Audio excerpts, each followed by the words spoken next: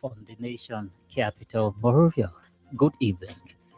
Welcome to King's Newsroom. King's Newsroom is a 45 minutes of news for Liberia, Africa, and the wildlife. Today is Friday, January 23rd. The year remains 2026. I am Marvin Vi anchoring this presentation. First, we look at story tapping the headlines. Liberia National Police sends to court 7 men for alleged sodomization of a 17-year-old boy in Bonneville. National Elections Commission announces plan to undertake a comprehensive electoral reform ahead of the country's 2029 general and presidential election. NEC says the move will strengthen Liberia's electoral process. President Joseph Boakai re-echoed the importance of national unity in advancing Liberia's development agenda and sustaining lasting peace, urges Liberians to place the national interest above everything. Away from home, a South African court has dismissed an appeal for the country's heritage body to stop the sale and export of various artifacts connected to anti-apprehended hero Nelson Mandela. Detail plus the news bulletin and voices of the newsmaker are all packaged for today's presentation. We'll take a very short break to bring you the news bulletin.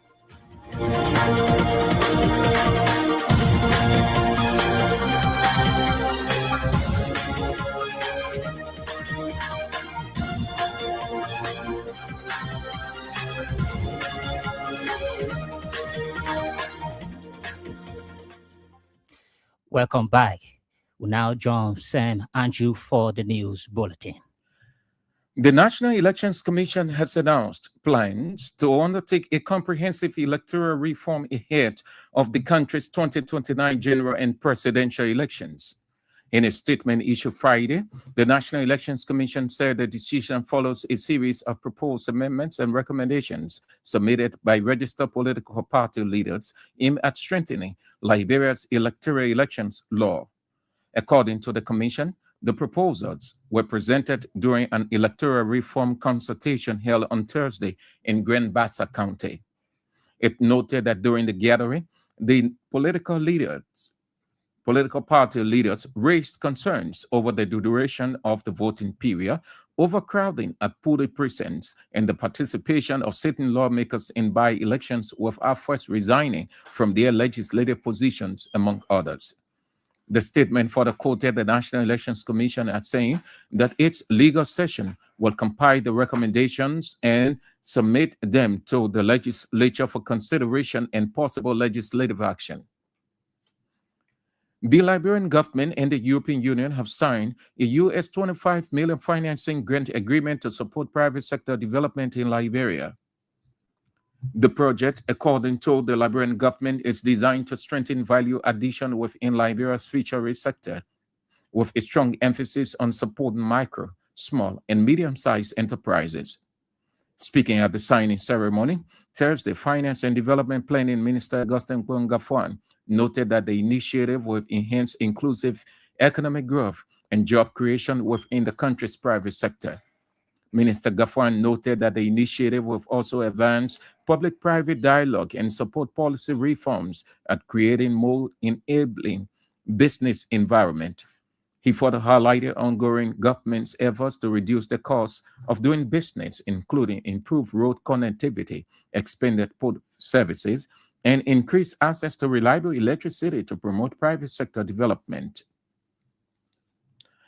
President Joseph Boakai has emphasized the importance of national unity in advancing Liberia's development agenda and sustaining lasting peace. Speaking Friday in Painesville at a special national prayer breakfast organized by the Christian community ahead of his third State of the Nation address, President Boakai urged Liberians to place national interest above all else and work together in the spirit of unity.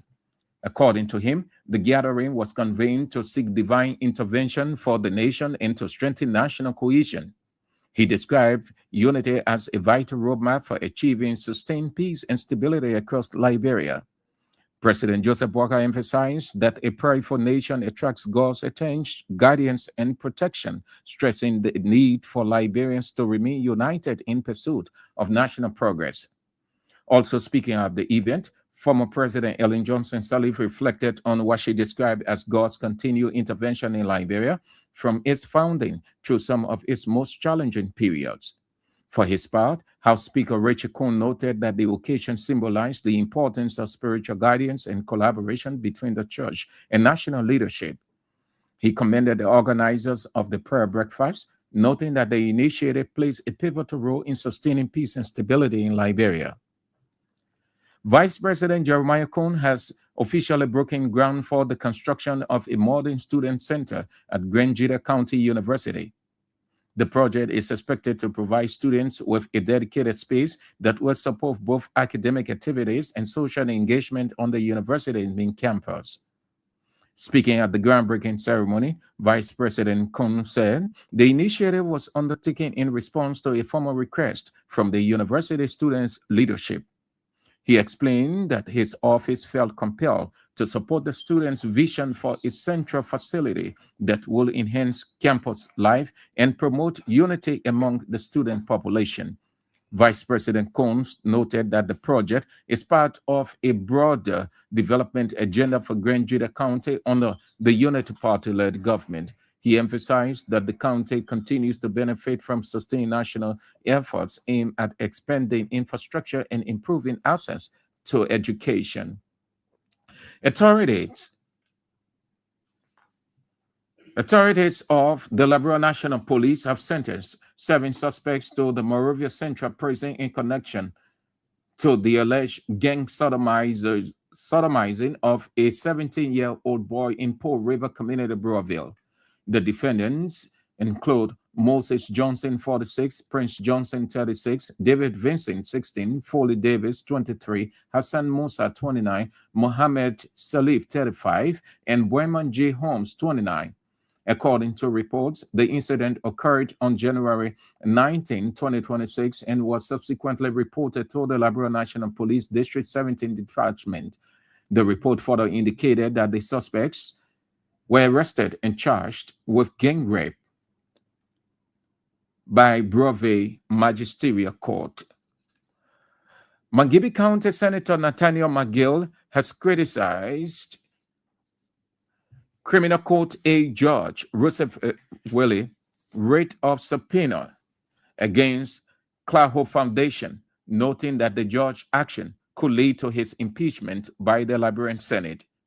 Speaking to reporters at his Capitol building office Thursday, the Mangibi County Senator said the judge's decision to issue a writ of subpoena decisicum against the management of building materials center to appear and produce all financial and contractual records relating to the construction of Claho Foundation without any legal case before his chamber is a misuse of power.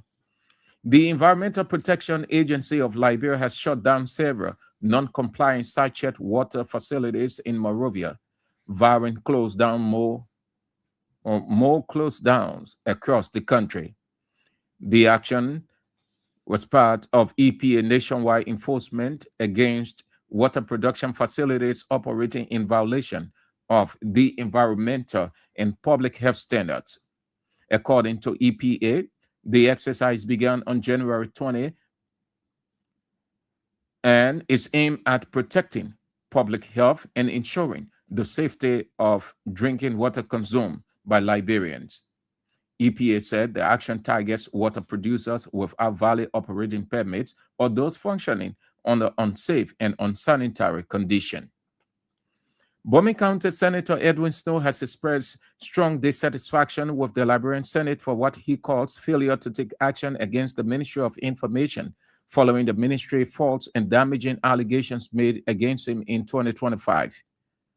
On May 24, 2025, the Ministry of Information issued a statement accusing Senator Edwin Snow of planning to cause the government to fail, discouraging foreign investment, and to make the country ungovernable and unstable.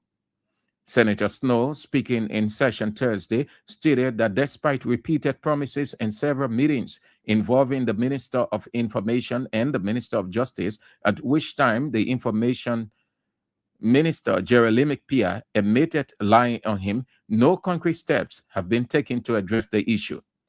He emphasized that the allegations have negatively affected his reputation and character and warned that continued inaction by the Senate could lead to public frustration.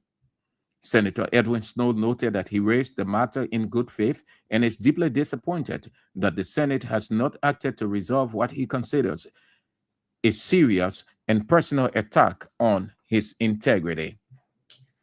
And amid growing concerns of excruciating status of volunteer teachers and healthcare providers across Liberia, officials of the Ministries of Health, Education, Finance and Development Planning, and the Civil Service Agency have been summoned by the plenary of the House of Representatives. Their summons was made known Thursday following plenary vote to have them provide clarity on the status and welfare of volunteer teachers and health workers across Liberia. The four government institutions officials are expected to appear before members of the House of Representatives next Tuesday. House Clerk Major Sion, directed by Speaker Richard Cohn, to issue an official notice and facilitate the appearance of the officials before plenary. Plenary decision follow a formal communication from Maryland County Representative Anthony Williams, who is requesting the House to invite the relevant ministries and agencies to explain the reasons behind the growing reliance on volunteers in critical sectors, including health and education. Following a motion filed by Representative P. McJury, the House's plenary voted overwhelmingly in favor of summoning the ministries and the Civil Service Agency.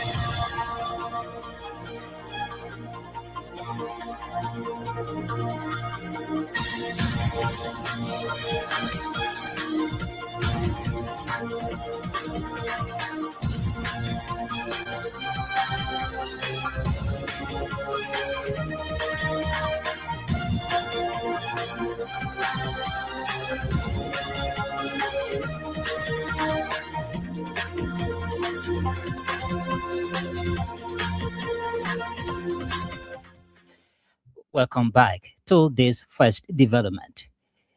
Government of Liberia and the European Union have signed a US 25 million financing grant agreement to support private sector development in Liberia.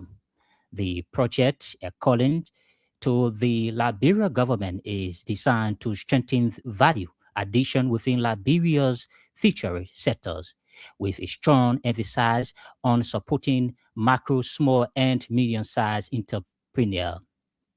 Speaking at the signing ceremony Thursday, Finance and Development Planning Minister Augustine Gafwan noted that the initiative will enhance inclusive economic growth and job creation within the country's private sector.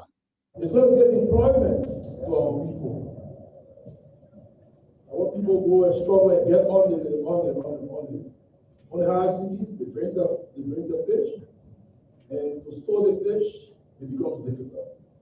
Some of their effort just lost through post-harvest losses. This is going to help us to reduce that. We want to do a whole lot in helping us to empower our fishers across. We want to help with ice making hubs so that we can store the fish that our people catch and can sell, and can, as a result of their sale, they can choose to buy bread, they can choose to buy bread or butter, they can choose to do other things, including sending their children to school.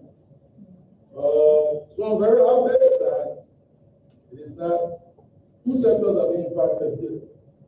The agriculture sector. I know my colleague, Dr. Muta, should be very happy. And also the education sector, because you are impacting on the University of Liberia and top university, educating and preparing people in this critical profession.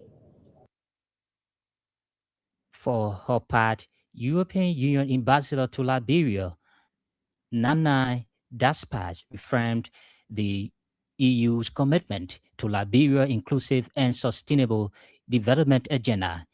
She revealed that the initiative seeks to promote women's empowerment, youth entrepreneurship, and decent working conditions, particularly within the agriculture, fisheries, and forestry sectors. We're really very proud to be here with you today to sign this commitment of a total of 25 million euros in grants in support of the artisanal fish value chain in Liberia.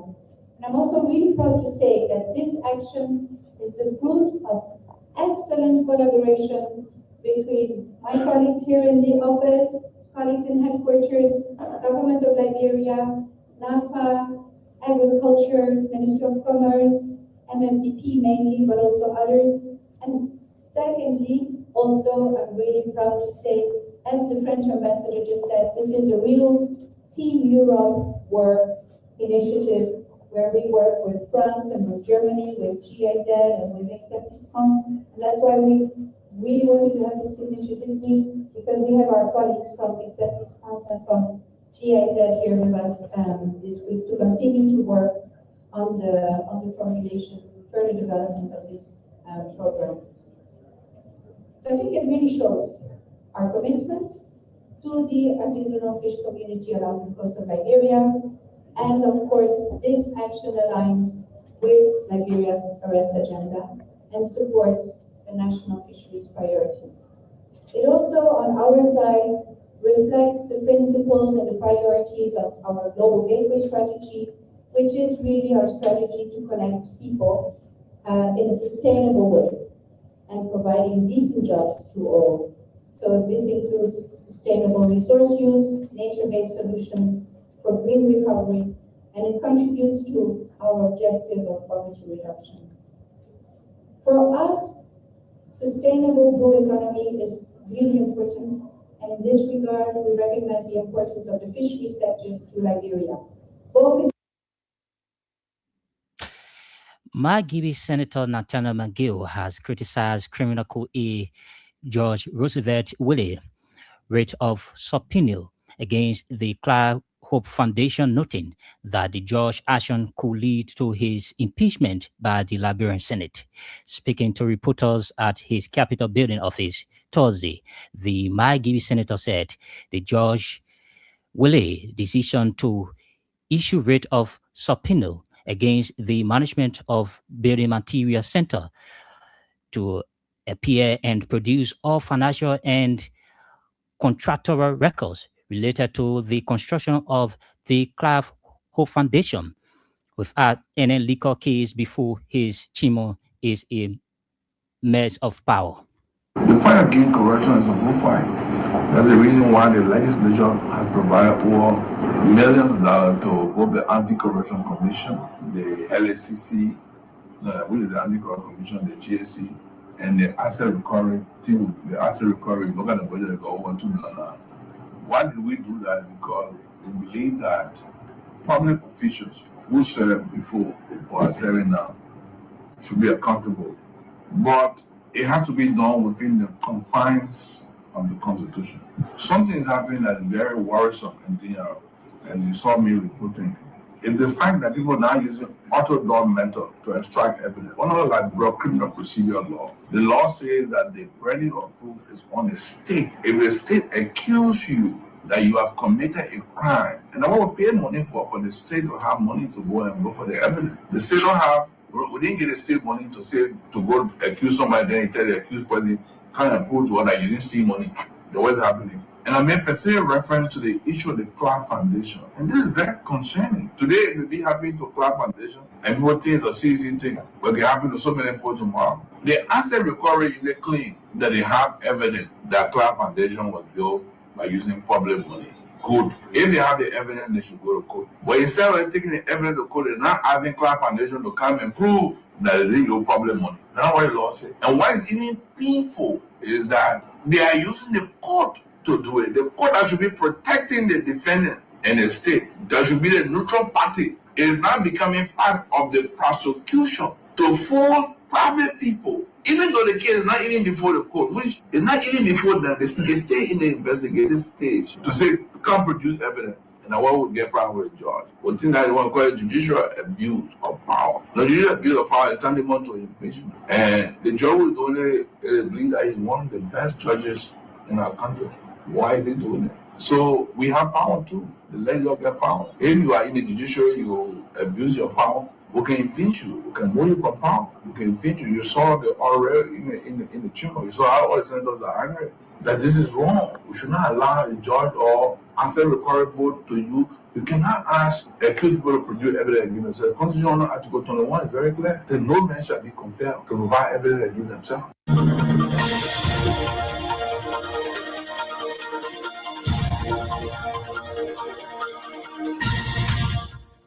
He is Margibi Senator Nathaniel McGill speaking to a group of reporters at his office at the Capitol building.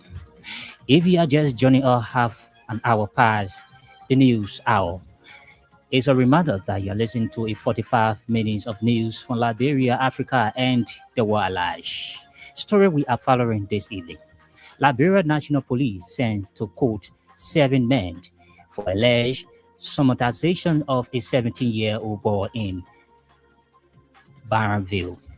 National Election Commission announces plans to undertake a comprehensive electoral reform ahead of the country's 2029 general and presidential elections. NEC says the move will strengthen Liberia's electoral process. President Joseph Boakai re-echoed the importance of national unity in advancing Liberia's development agenda and sustaining lasting peace, urging Liberians to place the national interest above everything. Away from whom a South African court has dismissed an appeal for the country's heritage body to stop the sale and export of various artifacts connected to an apartheid hero Nelson Mandela. We'll take a very short break to be right back to bring you more development.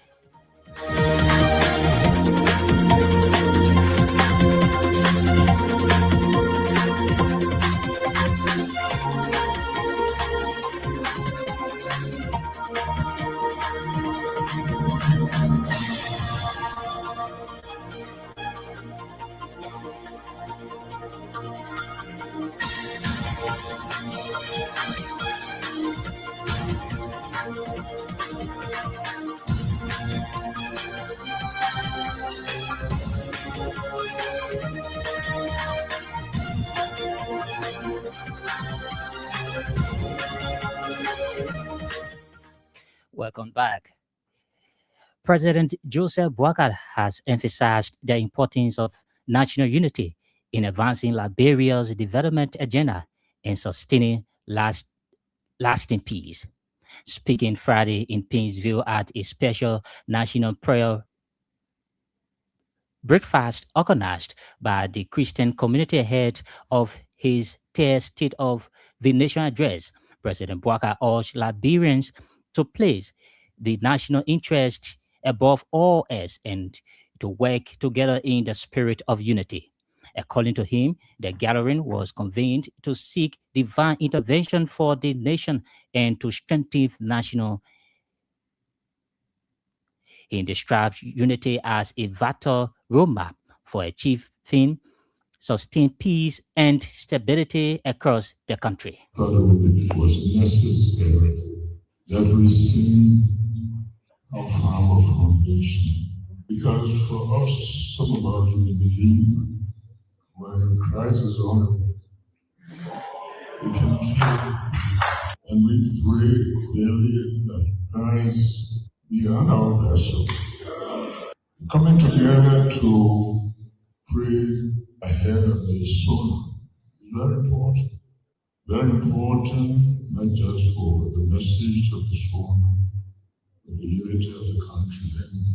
I can say whatever you feel, the most important thing that we have in Liberia, even with the legislatures, with the judiciary, we have unity. I want to thank God for that.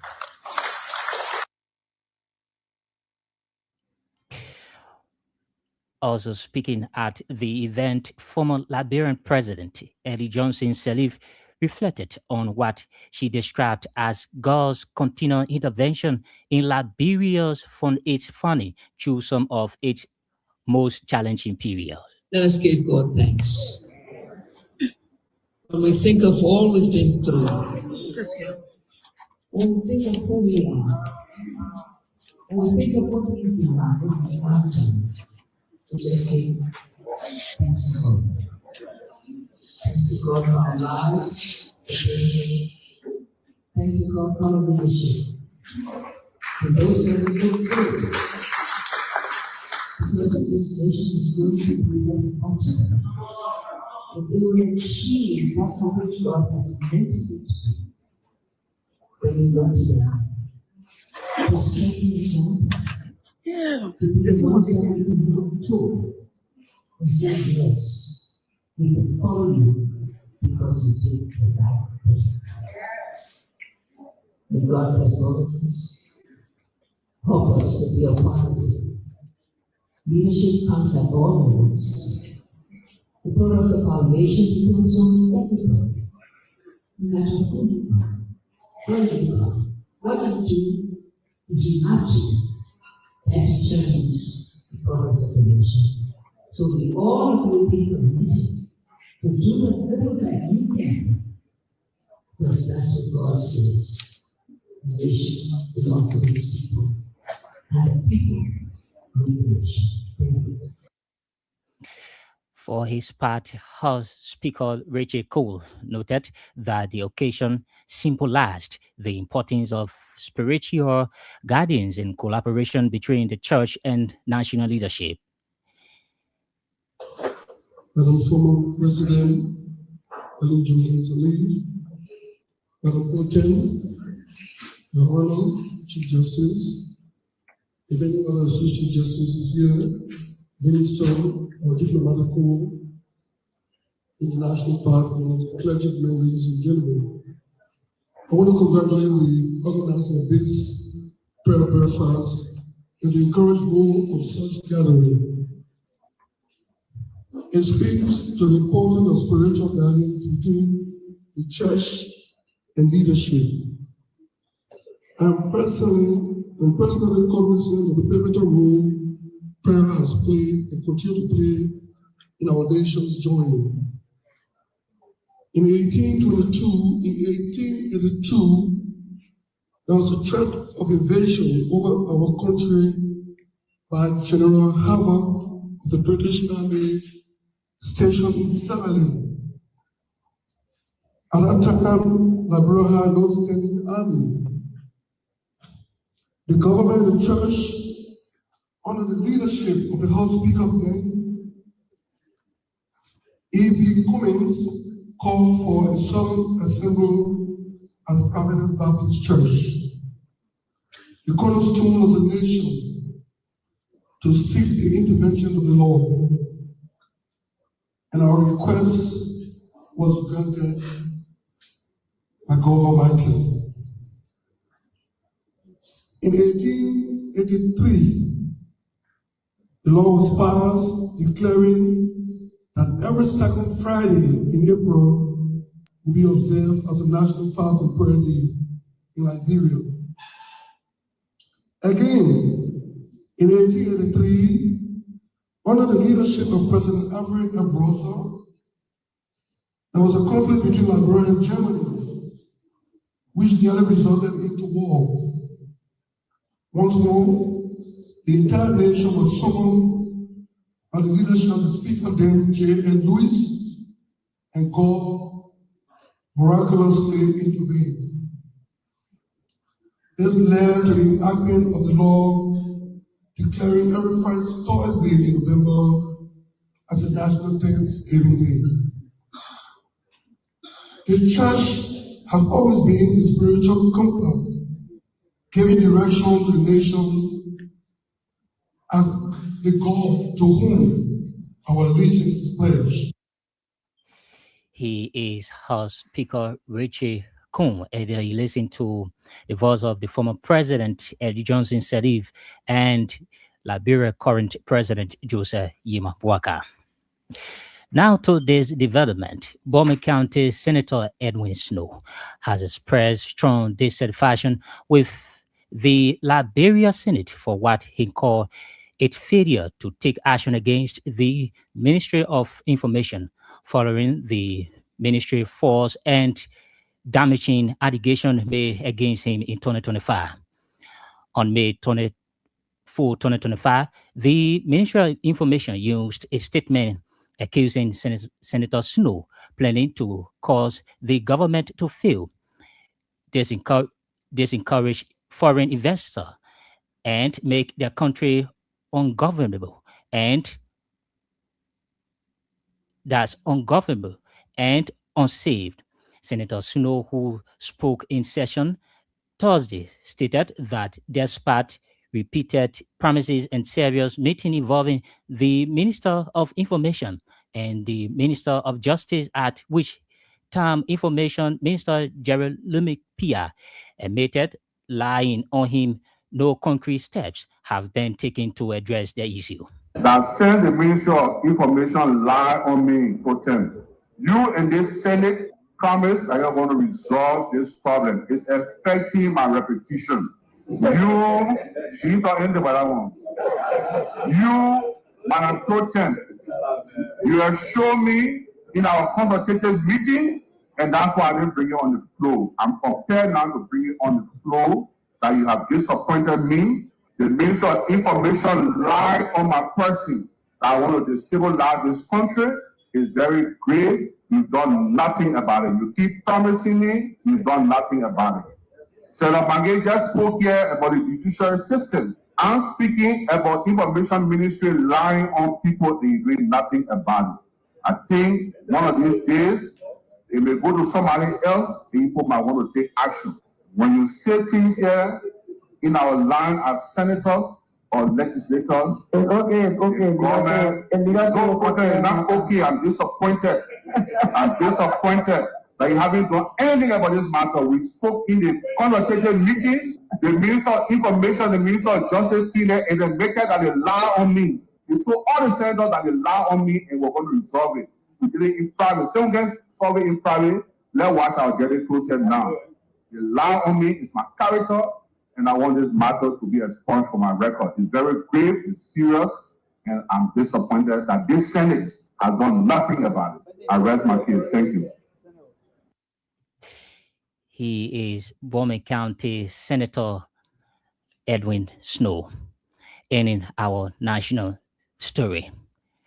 Away from home, South African court has dismissed its appeal for the country's heritage body to stop the sale of export of various outfits connected to anti-apartheid hero Nelson Mandela. The 70 personal items include a cell key from Das Ruben Aslan, where Mandela was imprisoned for 18 of the 27 years he was locked up, a pair of little sunglasses, and one of his signature Pharaoh's shirt. They were due to be exported to exported to the US for an audition. The object belonged to his earliest daughter. During Mandela incarceration,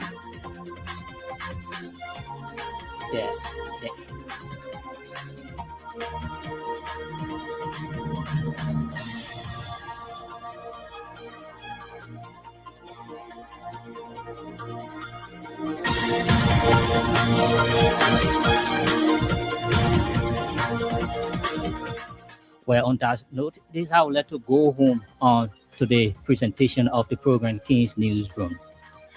Before we leave, these are stories we've been following this evening. Liberia National Police sent to court 7 men for alleged somatizations for that's of a 17-year-old boy in Burrowville. National Election Commission announces plans to undertake a comprehensive electoral reform ahead of the country's 2029 general and presidential elections. NEC says the move will strengthen Liberia's electoral process. President Joseph Boakai recalled the importance of national unity in advancing Liberia's development agenda and sustaining lasting peace. Urged Liberians to place their national interests above everything. Away from home, a South African court has dismissed an appeal for the country's heritage body to stop the sale and export of various outfits connected to anti-apartheid heroes Nelson Mandela.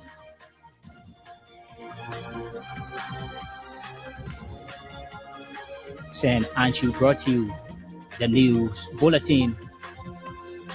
Del Shemon sat in control and aided coordinated the sound of today's presentation. For more news and information on King's Newsroom, kindly join us Monday at 6 o'clock a.m. for another presentation of our news program. Marvin Vai is my name. Good evening from Morovia.